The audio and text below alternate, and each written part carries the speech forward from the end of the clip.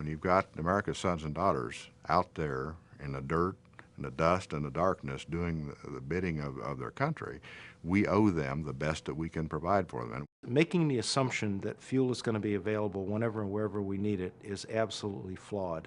It will not be. We need to recognize that now.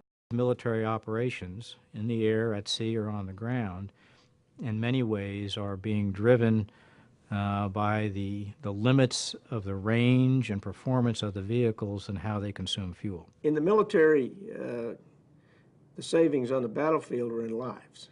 A dozen top-ranking military leaders, 2-, 3-, and 4-star admirals and generals recently retired from active service, know from personal experience that energy supply, logistics, and availability impact military mission. In their previous landmark report, leaders serving on CNA's Military Advisory Board found that climate change is a threat multiplier which can create instability and new missions for American forces. You can debate the science of climate change, how fast, how far, how soon, but something's happening. Energy security, again, the same sort of metrics, how fast, how far, how soon.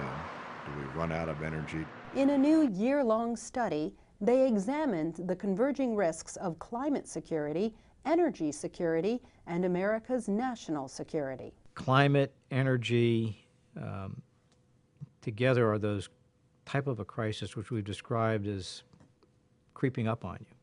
You don't see them until all of a sudden you fall off the cliff. We've got to develop sources of energy that are sustainable and we have assured access to. Anything we do in assuring access to energy and the types of energy we use has to not make climate change worse. In May 2009, the Military Advisory Board reported its findings to top policymakers and media in Washington. The board found that America's current energy posture constitutes a serious and urgent threat to our national security. The leaders warn this is a threat that can and will be exploited by those who wish to do us harm. Energy security and national security are tied together and are being used by other people in the world, whether it's OPEC or the Russians or the Venezuelans. We cannot produce enough oil to change this dynamic. We have to wean ourselves from it. We cannot continue to consume 25% of the world's oil with only 3% of the oil reserves. Our national security is very much tied up in our ability to get energy. We use an awful lot of it, more than anybody else on earth, and DOD uses it more in the military than any other single American institution.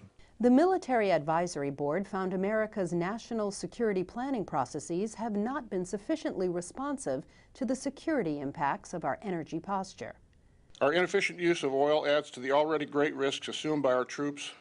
It reduces combat effectiveness. It puts our troops more directly and more often in harm's way. Ensuring the flow of oil around the world stretches our military thin, and these are the same men and women already fighting wars on two fronts. We saw this in Iraq, and we are certainly seeing it in Afghanistan, where literally the pace of military operations, the size of the force, and the military effectiveness of that force is paced by our ability to get fuel. Contact. 70% of the tonnage that goes to the battlefield is liquid. Much of that is fuel. And so to get a supply line formed up, take that stuff, and you have to take it every day. So it's a security issue on the battlefield. To the extent that we can make a significant reduction in the amount of fuel that we have to deliver forward, we will make the convoys smaller, less frequent, and less of vulnerability, and also, quite frankly, less of cost. This energy threat also impacts our economy. We're in the midst of a financial crisis, and our approach to energy is part of the problem. With this latest economic crisis, we forget that it wasn't just this last summer that we're dealing with a fuel crisis, a significant fuel crisis. Now prices have come down, but they're going to come back up. A $20 change in a barrel of oil creates a huge budget problem for a military who uses liquid petroleum.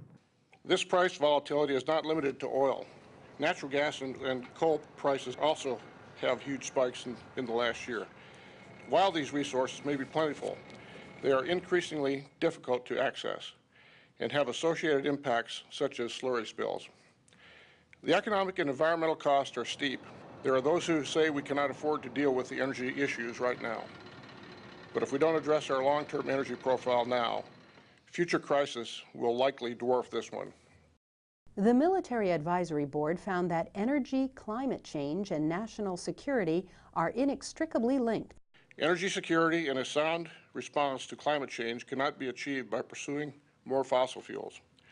They require diversification of energy sources. The Military Board found that the fragile state of America's domestic electric grid is a serious threat to our national security. We are very dependent on the electric grid in the United States, and it is a very fragile grid.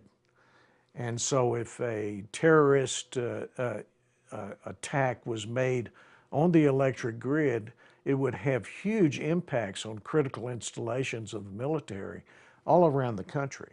Domestic terrorists like attacked the Murrah building in Oklahoma City, or foreign terrorists that like attacked us on 9/11, can cause a tremendous amount of damage. But quite frankly, mechanical failures and natural disasters cause the overwhelming amount of the problems that we have. A business-as-usual approach to energy security poses an unacceptably high threat level from a series of converging risks.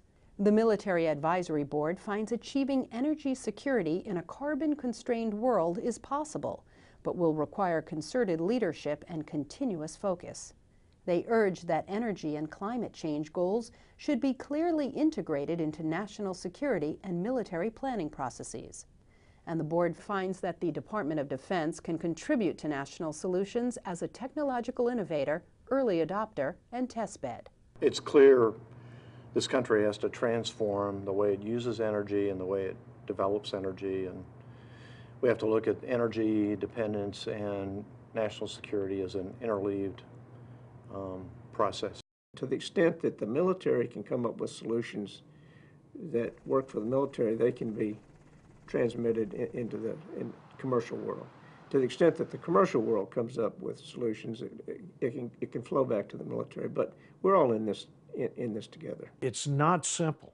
It's not easy, and it takes technology, but it also takes public knowledge about energy use and how important it is to us to resolve it.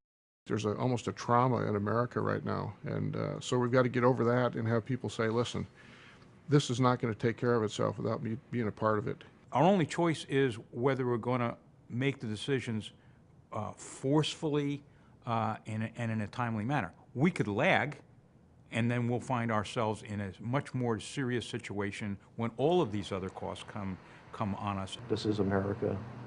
We're pretty good at getting stuff done. We need to get this one done.